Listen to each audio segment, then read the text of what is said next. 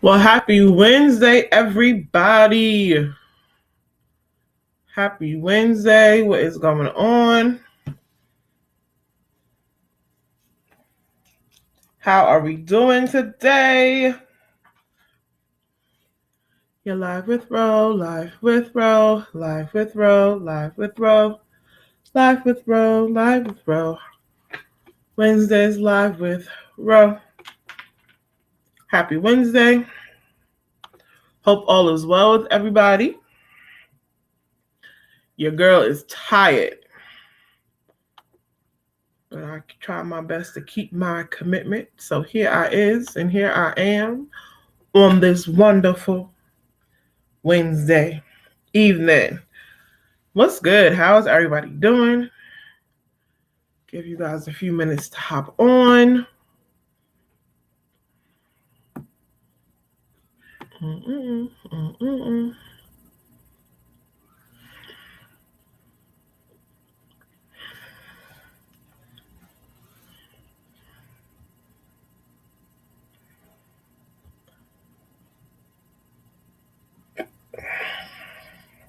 Happy Thanksgiving. If you're on break, hope you're enjoying your break and all that good stuff. I'm not sure how well this connection is right now. Don't look too tough, but we're going to push through it anyway. And all that wonderful good stuff.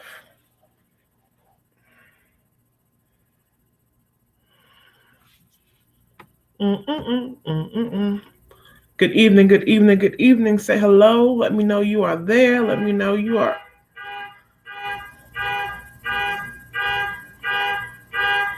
Just rude.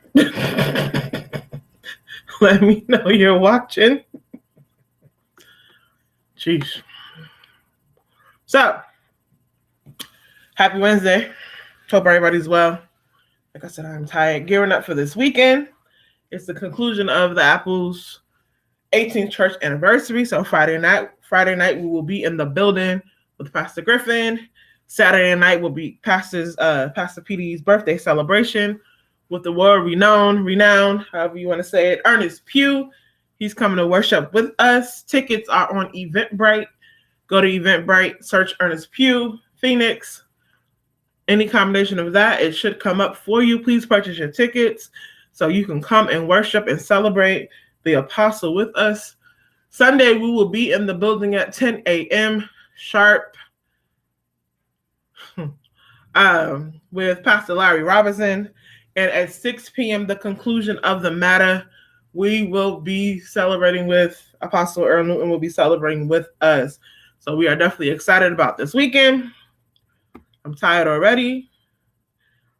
Hey, big sis, tired already, but I'm excited at the same time. So we're going to get this going and all of that good stuff. So definitely excited about that. Thanksgiving is tomorrow. My coworkers were asking me, was I cooking? The answer is no. My intentions are to bake something. Yeah. So we will see how that works for me.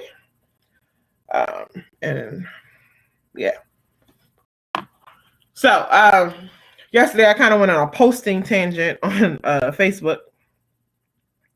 I was having a conversation with one of my big sis. 2 hours and some change on the phone. Bless the Lord. I appreciate people who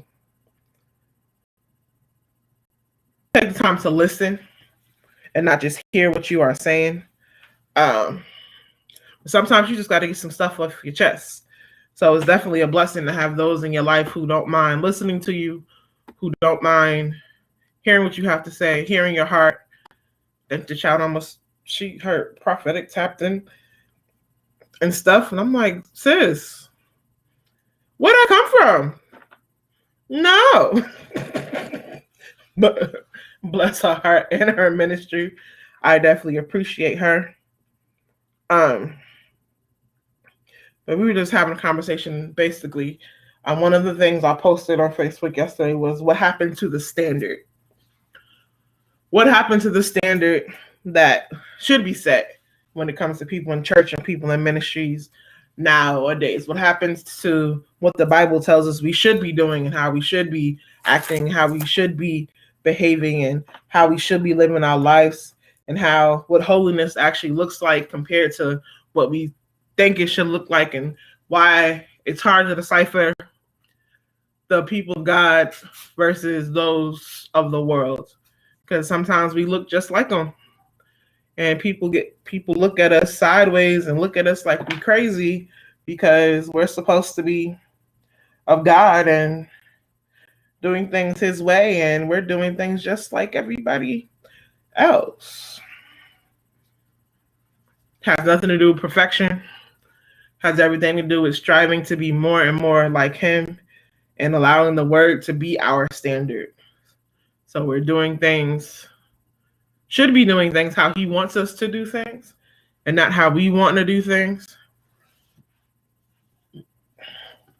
It's real easy to please our flesh.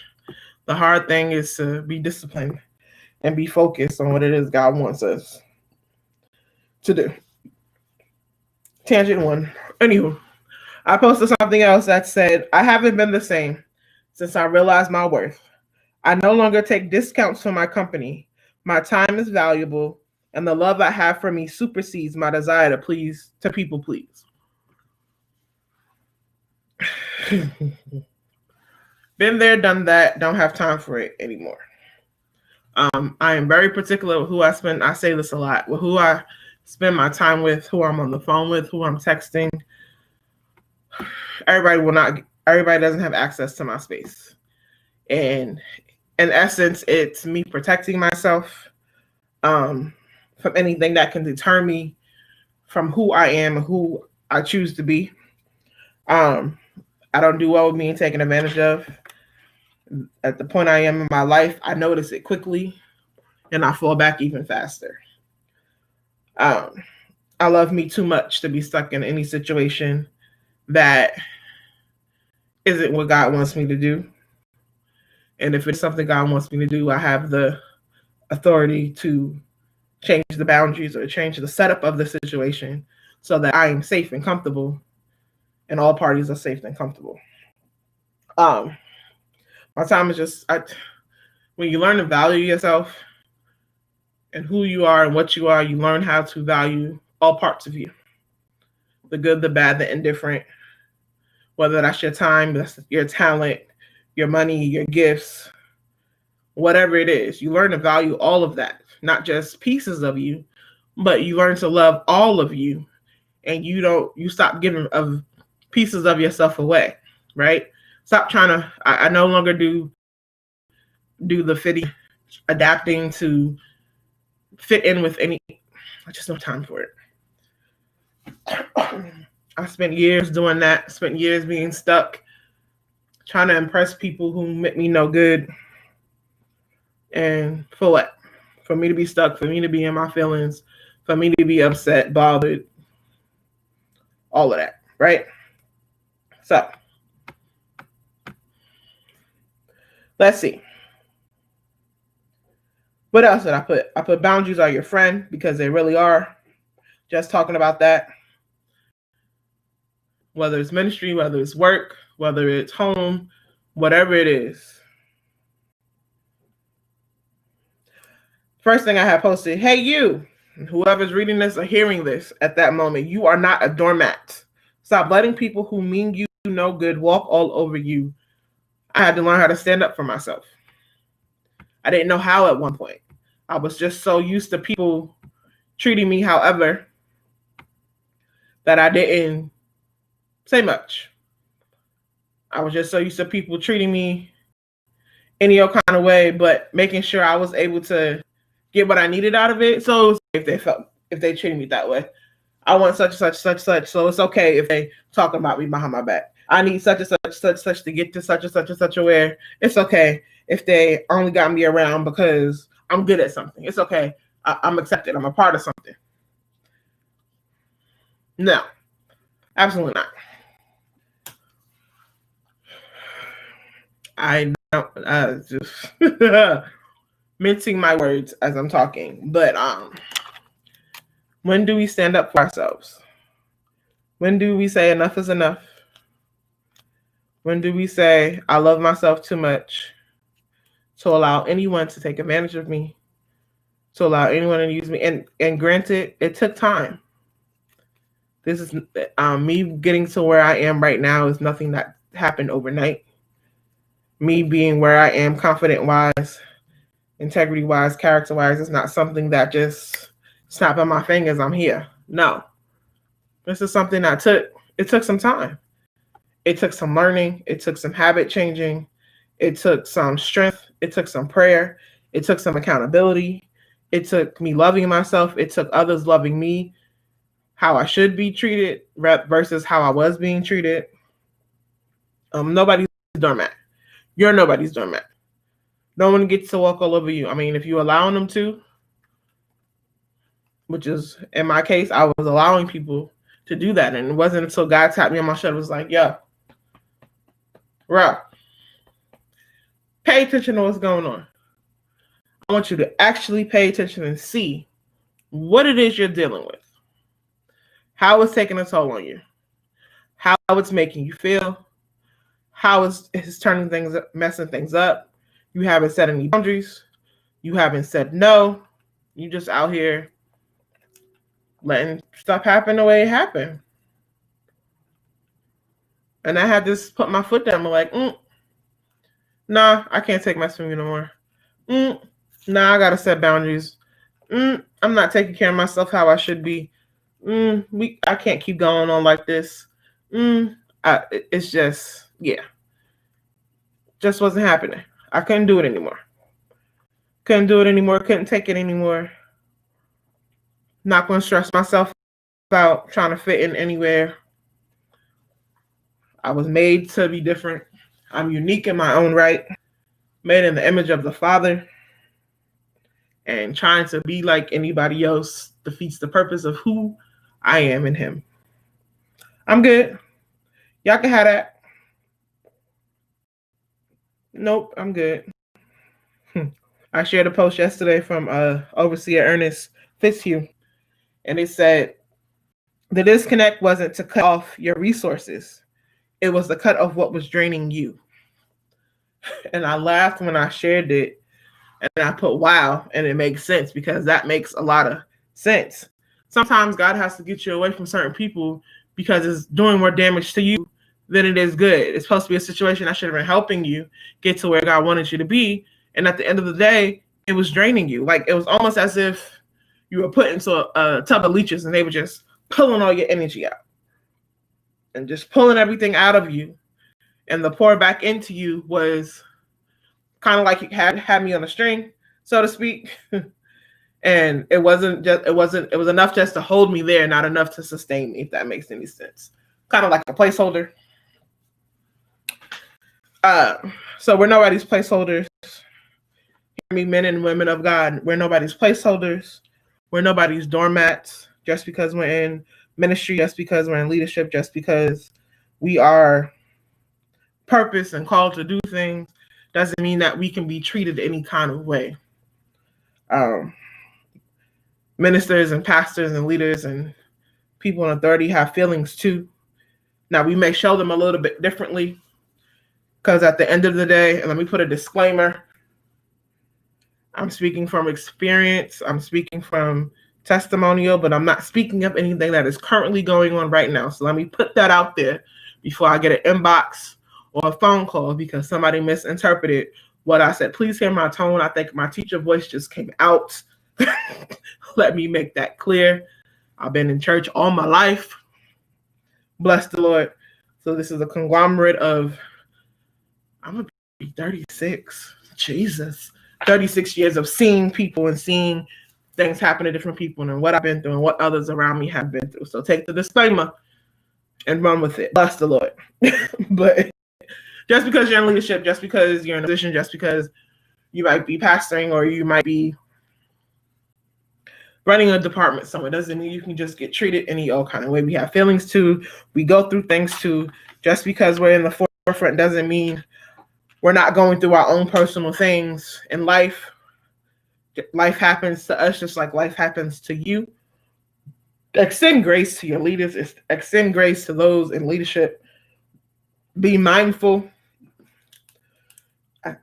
Be mindful of how you're talking to them, how you're treating them. You should be praying for those who serve over you, encouraging those who serve over you, making sure they're good, not pulling us down because you're saying something or doing something that's out of pocket.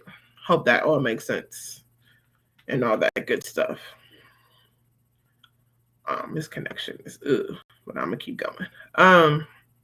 So yeah, that part.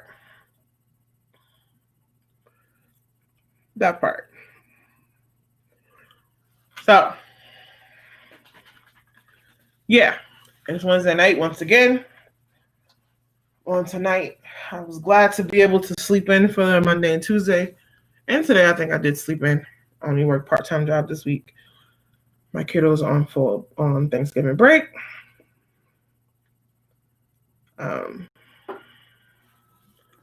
Yeah.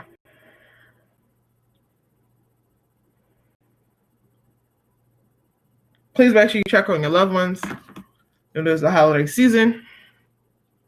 People handle the holidays in different manners, so please make sure you're checking on someone who you believe needs to be checked on. Show love. Show kindness.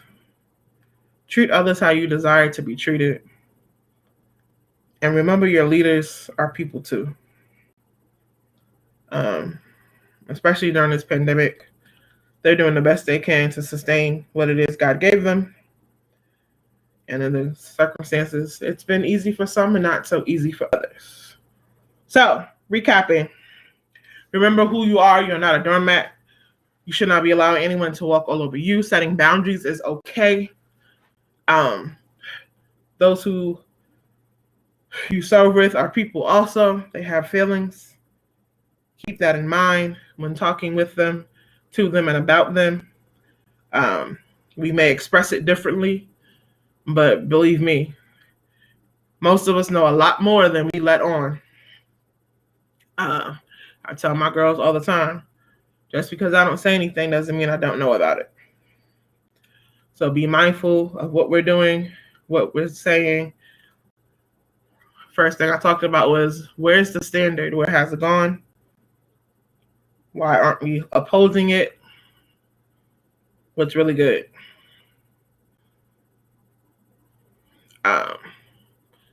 So, once again, 18th church anniversary of Apple the Bazaar is this weekend. I've been sharing it on my page, so please look for those posts. Come on over to Eventbrite and purchase your ticket for the Ernest Pugh concert. Gonna have a good time in the Lord. Yes, we are. God is definitely good. He is certainly amazing.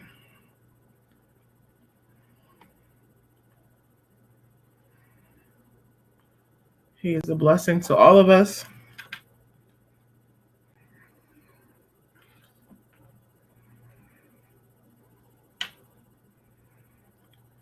And yeah, I'm going to bed because I'm tired.